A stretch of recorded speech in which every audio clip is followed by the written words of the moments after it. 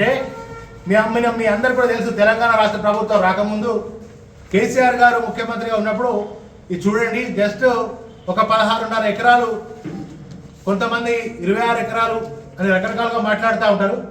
ఇది జస్ట్ 16.5-17 ఎకరాలు మాత్రమే కొండగట్టు అంజన్న ఆలయానికి భూములు తెలంగాణ రాష్ట్ర ప్రభుత్వం కేసీఆర్ గారు ముఖ్యమంత్రి కాకముందు ఈ ల్యాండ్ ఉండే. కానీ కేసీఆర్ గారు ఎప్పుడైతే ముఖ్యమంత్రి అయ్యిండ్రో తను నిజంగా దైవభక్తులు కనుక, మరి అదేవిధంగా వారు గొప్ప భక్తిపరులు కనుక, ఆధ్యాత్మిక చింతన ఉన్నటువంటి వారు కనుక తెలంగాణలో అనేక దేవాలయాలు నిర్మించడమే కాకుండా ప్రపంచంలో ఈ యొక్క దేశంలోనే అతిపెద్ద ఆలయాన్ని మరి 1000 కోట్లు పెట్టి యాదాద్రి లాంటి గొప్ప ఆలయాన్ని నిర్మించినటువంటి గొప్ప భక్తుడు కేసీఆర్ గారు. అదేవిధంగా ధర్మపురి క్షేత్రం కావచ్చు, వేములవాడ ఆలయ క్షేత్రం కావచ్చు, వీటన్నిటికీ వందలాది కోట్ల రూపాయలను ఇచ్చి మరి వాటిని అభివృద్ధి చేసినటువంటి సంగతి మనం చూస్తా ఉన్నాం.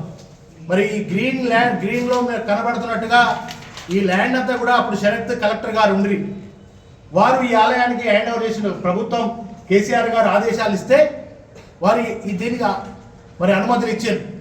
ఇది మొత్తం కూడా ఇవాళ రెవెన్యూ కొండగట్టు ఆలయానికి సంబంధించినటువంటి భూములు ఇవన్నీ కూడా.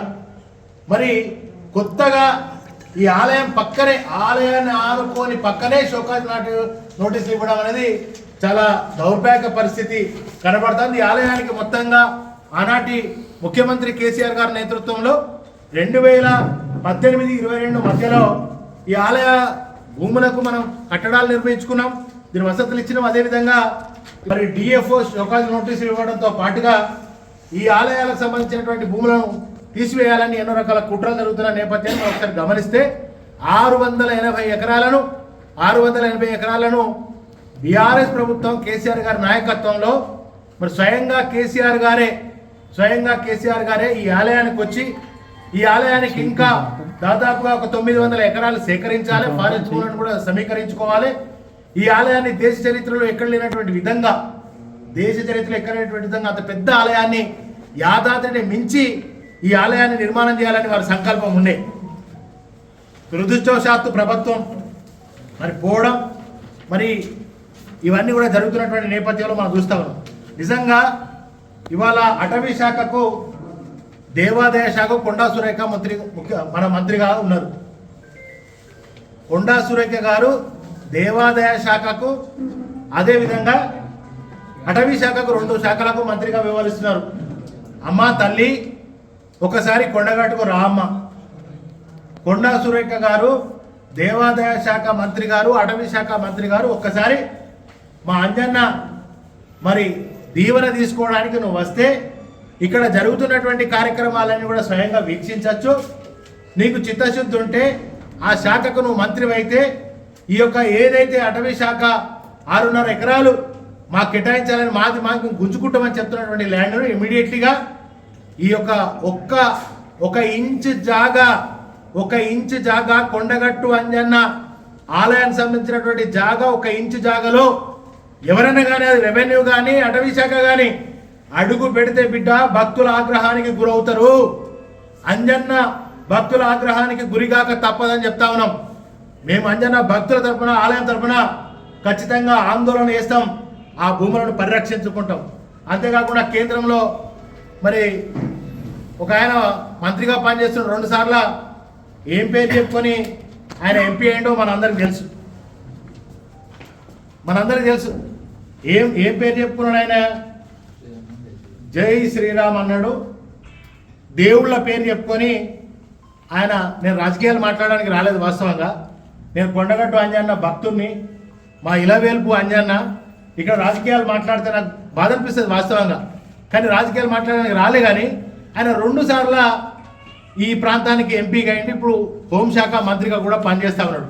ఆనాడు మా వినోద్ కుమార్ గారేమో మా కొండగట్టు అంజన్నకు 100 ఎకరాల భూమి కావాలని కేసీఆర్ గారి నేతృత్వంలో పార్లమెంట్లో కొట్లాడితే మరి మనం హక్కులు సాధించుకుంటే ఇప్పుడు ఇంత జరుగుతున్నా కూడా ఇవాళ దాదాపుగా 1 రోజులుగా ఈ వ్యవహారం కొండగట్టులో జరుగుతున్నా కూడా మరి ఆ పార్లమెంటు సభ్యుడు ఎటుపోయిండో, అంటే ఓట్లు వేయించుకునే దాకానే హిందువుల పేర్లు, దేవుళ్ళ పేర్లు, ఆలయాల పేర్లు వాడుకుంటాడు, ఎంపీ అవుతాడు, మంత్రి అవుతాడు. ఇక ఆయన ఎవరో మళ్ళీ నేను పేరు చెప్తే మంచిగా ఉండదని బాధ అనిపిస్తూ ఉంది. ఆ మంత్రి గారు, కేంద్ర మంత్రి గారు కూడా చొరవ తీసుకొని నువ్వు నిజంగా భక్తును అయితే నువ్వు హిందువునని గర్విస్తున్నాని, నేను హిందూ బిడ్డగా గర్విస్తున్నా అని చెప్పుకునే ఓ మంత్రి గారు దయచేసి మా కొండగట్టుకు రండి. ఈ భూములు ఎవరైతే కొల్లగొడుతున్నారో, ఈ భూములు ఏదైతే కాజేస్తున్నారో, మరి రాజకీయాల పేర్లు చెప్పుకొని మంత్రులవుడు ఎంపీలవుడు కాదు, ఈ అంజన్న భూమిని పరిరక్షించడానికి రా.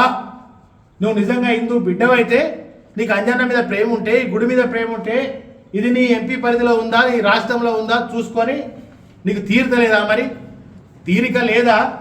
నిన్ను ఎట్లా ప్రజలు ఎందుకు గెలిపించారు? సో ఇవన్నీ కూడా మీరు దృష్టిలో పెట్టుకోవాల్సిందిగా బండి సంజయ్ గారిని నేను మరి చేతులెత్తి అడుగుతా ఉన్నా. వెంటనే ఆలయానికి రావాలి, దీని వెంటనే పరిష్కారం చేయాలి. నీకు దమ్ముంటే వచ్చే పార్లమెంట్, మొన్ననే పార్లమెంట్ అయిపోయింది, మళ్ళీ వచ్చే పార్లమెంట్లో నువ్వు ఈ అంజన్న గుడిల కోసం అటవీ శాఖ నుంచి నువ్వు పర్సనల్గా నువ్వు అంజన్న భక్తుడు అయితే, హిందూ బిడ్డవైతే ఒక 500 ఎకరాలు తీసుకొచ్చి ఈ ఆలయానికి అప్పయ్య మేము పనిచేసిన బీఆర్ఎస్గా, కేసీఆర్ ముఖ్యమంత్రిగా, నేను ఎమ్మెల్యేగా, మా వినోద్ కుమార్ ఎంపీగా ఈ ఆలయానికి ఎన్ని చేయాలని చేసినాం అది కూడా చెప్తా. కనుక ఇది కనబడతలేదా బండి సంజయ్? కనుక అదేవిధంగా ఇక్కడ కూడా కొత్తగా ఊరు కానీ ఊరైనా, పల్లె కానీ పల్లెైనా, మన ప్రాంతం కానీ ఎమ్మెల్యే నేను అనుకున్నా ఇన్ని రోజుల దాకా ఆయన వస్తాడు, ఏదైనా పరిష్కారం చేస్తాడు, కలెక్టర్ దగ్గర కూర్చుంటాడు, లేకపోతే ఆలయానికి వస్తాడు, అందరిని అధికారులు ఇక్కడే ఒక రివ్యూ పెట్టి ఈ ఆలయానికి అసలు ఏం పంచాయతీ నడుతుంది ఆయన అడుగుతాడని అనుకున్నా. కానీ ఆయన చిత్తశుద్ధి లేదు, సోయి లేదు, ఈ ఆలయం మీద ఇంట్రెస్ట్ లేదు, ఈ ప్రాంతం వాడు కాదు కనుక ఈ ప్రాంతం మీదనే ఆయనకు పట్టింపు లేదని నేను భావిస్తూ ఉన్నా.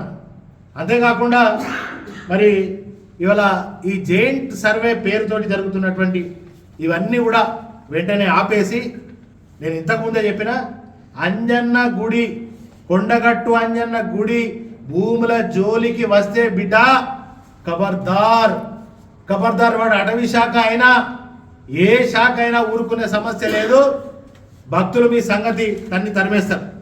అంతేకాకుండా ఇవాళ మీరు ఒకటే విషయాన్ని భక్తులందరూ గమనించాలి.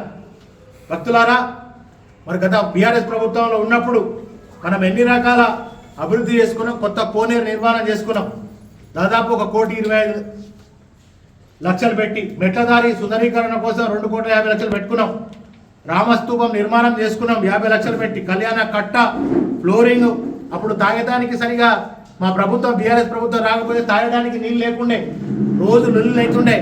అటువంటిది నేను ఎమ్మెల్యే అయిన తర్వాత మా రామ్మోహన్ అన్న జడ్పీటీసీ అయినాక మా తమ్ముడు మరి సర్పంచ్ అయిన తర్వాత మరి వాళ్ళ బ్రహ్మాండంగా 30 లక్షల లీటర్ల నీళ్లు తాగడానికి కాదు, అన్ని అవసరాల కోసం 30 లక్షల లీటర్ ఒక సంపు కట్టించి మిషన్ భగీరథ పర్ డే కొత్త కోనేరు, దాంట్లో నీళ్లు తాగునీళ్ళు ఎక్కడ కూడా అసౌకర్యం కాకుండా నీళ్ళను కూడా సంపూర్ణంగా ఇచ్చినాం. ఇక అంతేకాకుండా మరి ఈ తెలియనటువంటి వాళ్ళకి చాలా ఉన్నాయి, కొన్ని కోట్ల నిధులు తెచ్చినాం.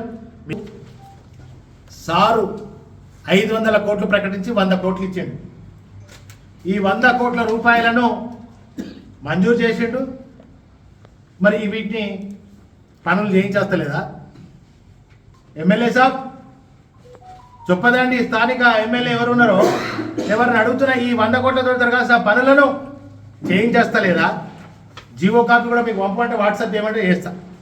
అంతేకాకుండా ఇంకా దౌర్భాగ్య పరిస్థితి ఏంటంటే కోట్లు పెట్టి ఇక్కడ అన్ని రకాల సంతులోని లొద్దులకు నీళ్ళు ఇచ్చి 24 గంటలు 365 రోజులు ఫుల్ నీళ్లు ఉండే విధంగా ఒక పంప్ హౌస్ను నిర్మాణం చేసుకొని చేస్తే ఇవాళ మేము తవ్వినటువంటి కాలువ తప్ప ఒక తట్టెడు మట్టి తీయలే. ఇగో ఈయనకు ఈ స్థానిక ఎమ్మెల్యేకు గింత చిత్తశుద్ధి, గింత శ్రద్ధ ఉన్నది. అరే మేము తీసుకొచ్చినాక 100 కోట్ల పని చేయవా బాబు, శిలాపలకాలు నువ్వే వేసుకొని శిలాపలకాల షోకున్నది మేము కాదంటలేము. ఫ్లెక్సీలు కట్టుకో, రీల్స్ వేసుకో, ఫ్లెక్సీలు కట్టుకో. మేము తెచ్చిన నిధులను నువ్వే శిలాపలకాలు వేసుకో, మాకేం అదే అభ్యంతరం ఏం లేదు. కానీ పనులు చేయి. 2 ఏళ్ళు మూడో ఏడాదికి వచ్చింది, 3 సంవత్సరాలు అవుతుంది ఎమ్మెల్యే గారు. ఇక ఎప్పుడు చేస్తావు? మరి నా పీరియడ్ 2 సంవత్సరాలు కరోనా, 1 సంవత్సరం ఆర్థిక మాంద్యం, అయినా 1800 కోట్ల నిధులు తెచ్చి ఈ నియోజకవర్గాన్ని అభివృద్ధి చేసిన. ఇవాళ కొండగట్టు కూడా ఎవ్వరు చేయనటువంటి విధంగా 75 సంవత్సరాల్లో ఎవ్వరు చేయనటువంటి విధంగా ఈ కొండగట్టు అంజన్న గుడిని నేను అభివృద్ధి చేసిన.